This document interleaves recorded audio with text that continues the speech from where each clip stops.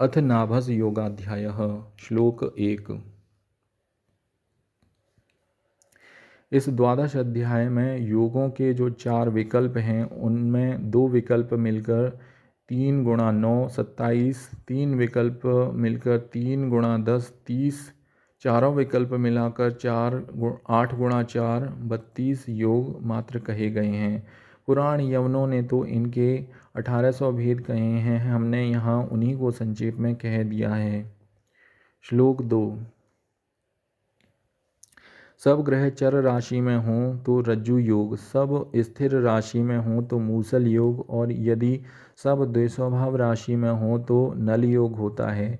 इन तीनों को सत्याचार्य आश्रय योग कहें हैं। यदि शुभ ग्रह बुध गुरु शुक्र ये तीनों 3 केंद्र में हों अथवा पाप ग्रह केंद्र में हों तो 2 प्रकार के दल योग होते हैं, अर्थात शुभ ग्रह से युक्त केंद्र हो तो माला और पाप ग्रह से युक्त हो तो सर्प नामक योग होता है। श्लोक 3।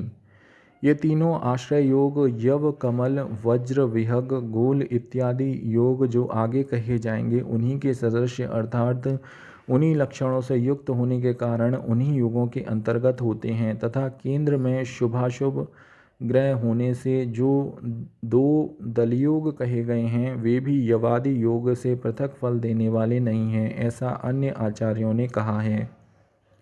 श्लोक 4। समीपस्थ 2 केंद्र यथा लग्न चतुर्थ चतुर्थ सप्तम सप्तम दशम दशम लग्न में सब ग्रह पड़े हों तो गदा नामक योग होता है, तथा लग्न सप्तम में सब ग्रह हों तो शकट, और दशम चतुर्थ में सब ग्रह हो तो विहग पक्षी योग होता है। लग्न पंचम और नवम इन त्रिकोण में सब ग्रह हो तो श्रृंगाष्टक योग होता है। इस प्रकार लग्न से भिन्न 2-3 इनमें किसी स्थान से यदि परस्पर त्रिकोण में सब ग्रह पड़े हों तो हल नामक योग होता है। श्लोक 5।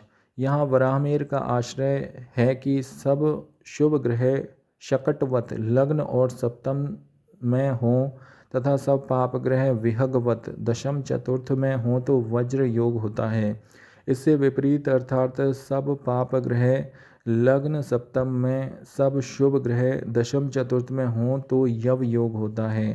पाप शुभ ग्रह दोनों मिलकर ही केंद्र में हों तो कमल योग, और मिश्रित सर्व ग्रह यदि केंद्र से भिन्न स्थान में अर्थात सब पणफर या आपोक्लिम में हों तो दोनों ही दशा में वापी नामक योग होता है।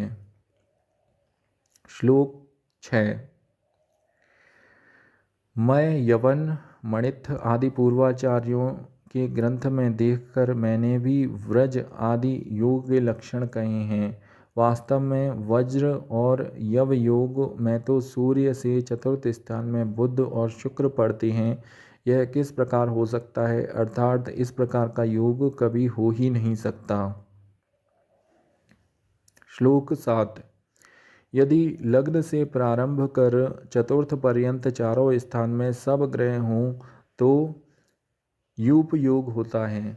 चतुर्थ से सप्तम पर्यंत चारों राशि में सब ग्रह हों तो शर योग, सप्तम से दशम पर्यंत चारों ग्रह में सब ग्रह हों तो शक्ति योग, और दशम से लग्न पर्यंत चारों भाव में सब ग्रह हों तो दंड नामक योग होता है। श्लोक 8। पूर्वोक्त रीति से लग्न से आरंभ कर सप्तम पर्यंत सातों स्थानों में सातों ग्रह हों तो नौका योग होता है।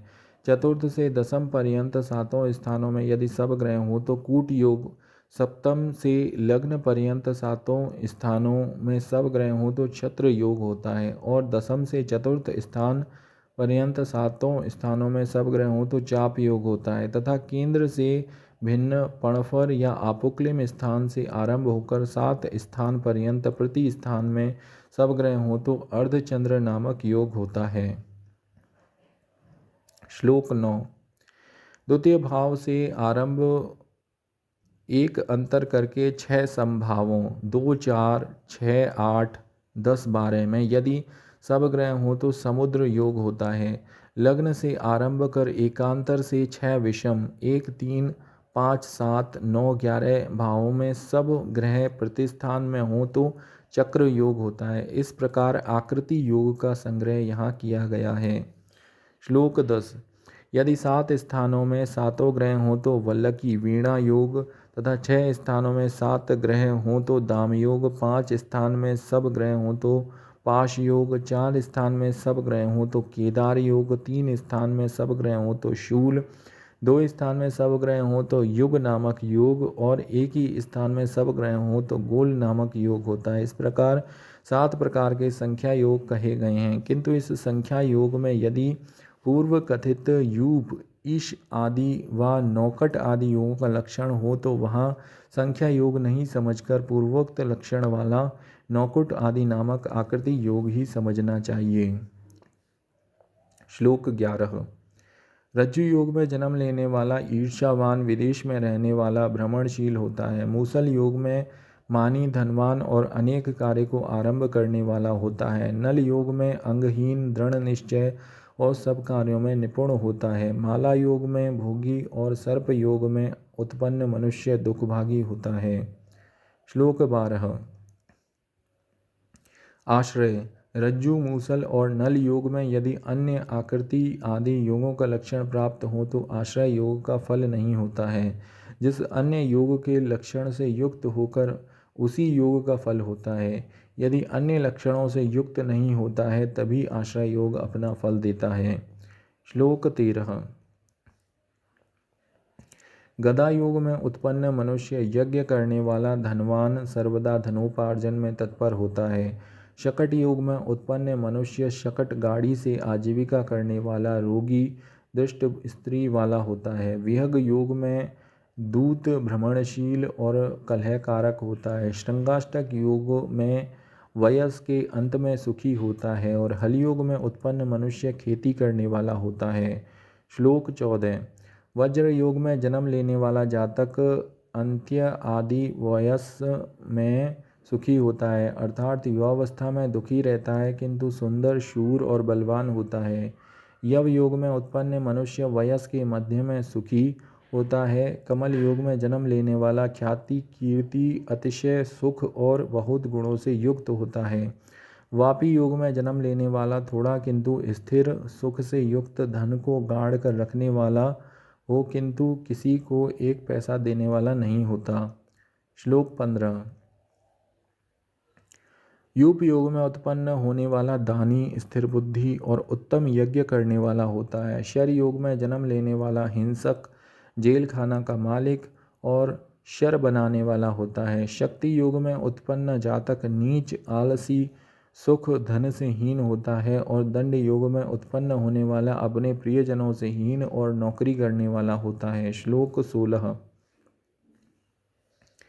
नौका योग में जन्म लेने वाला कीर्ति से युक्त चल सुख वाला अर्थात कभी सुख कभी दुख और कृपण होता है।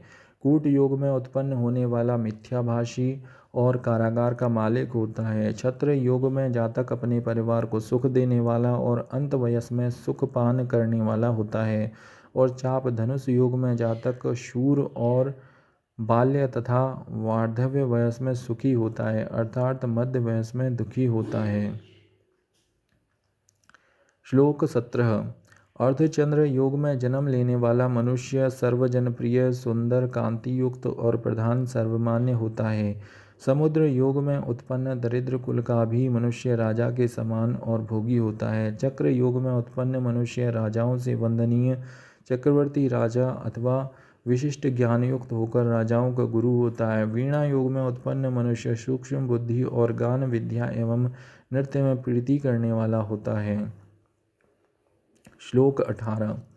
दाम योग में उत्पन्न होने वाला दाता परोपकारी और पशुओं का पालन करने वाला होता है। पाश योगोत्पन्न नौकर और बंधु वर्ग सहित धन संग्रह करने में शील रहित होता है, अर्थात वह लज्जा को त्याग करके अनीति से धन लाभ करता है।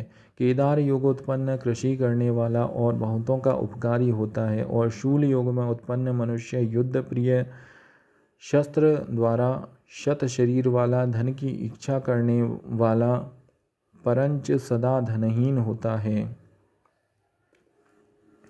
श्लोक 19। युग युग में धनहीन और वेद शास्त्र निंदक होता है, और गोल युग में जन्म लेने वाला निर्धन, मलिन शरीर, अज्ञानी, निंदायुक्त कर्म करने वाला, आलसी, कार्य करने में अक्षम और व्यर्थ घूमने वाला होता है। इस अध्याय में फल सहित जो नाभस योग 32 कहे गए हैं वे समस्त दशा में अर्थात सर्वदा जीवन भर निश्चित रूप से फलप्रद होते हैं। इति नाभस योगोऽध्याय द्वादश अध्याय समाप्तः।